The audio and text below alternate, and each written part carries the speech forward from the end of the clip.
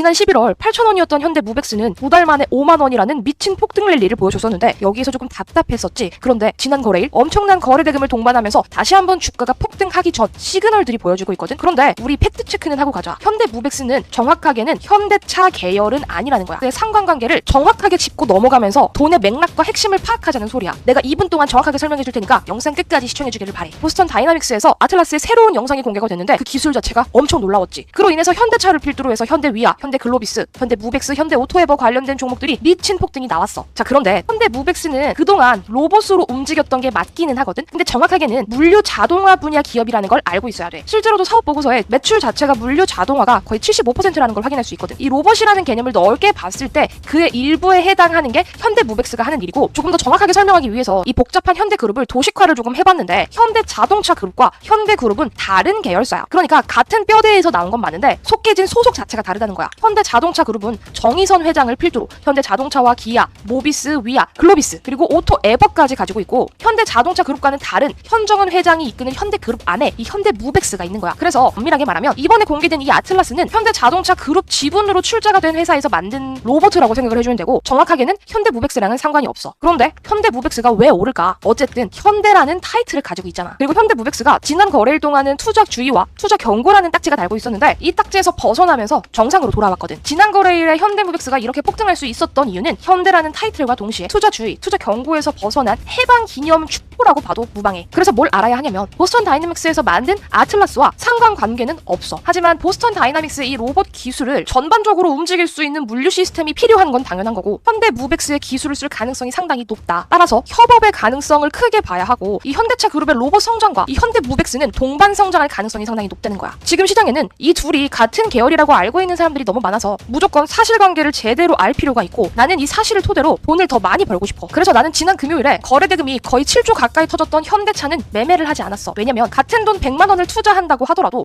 8%만 먹는 것과 30%를 먹는 건 어마어마한 차이가 있잖아. 그래서 나는 현대차 대신에 14% 올라간 현대 모비스와 현대 오토에버를 매매를 했는데, 현대 모비스 같은 경우에는 이 구간을 발라먹는 매매를 진행을 했고, 현대 오토에버 같은 경우에는 8시가 시작하자마자 단타를 치다가 지금 나머지 물량은 쭉 홀딩을 하고 있어. 결국 상한가를 갖고 월요일에 현대 오토에버가 갭상승을 시작한다면 나는 월요일부터도 수익으로 시작하는 셈인 거지. 이렇게 팩트와 상승률을 기반으로 한 매매를 나는 적극적으로 권장을 하고 싶어. 같은 현대차 로봇이라는 재료 하나만으로도 어떤 종목들이 훨씬 더 통통 튈 수 있는지 사실을 파악해서 같은 돈을 투자를 하더라도 크게 먹는 매매를 지금 시장에서는 추천한다는 소리야. 혹시라도 이런 종목들 어디에서 사야 하는지 어디에서 팔아야 하는지 궁금하다고, 종목들의 구체적인 타점과 다음 타자가 궁금하다면 여기를 누르고 프로필 링크에 있는 무료 소통방 입장 링크를 확인해줘. 차트 분석이랑 매수 타점 내가 직접 정리해서 실시간으로 알려줄게.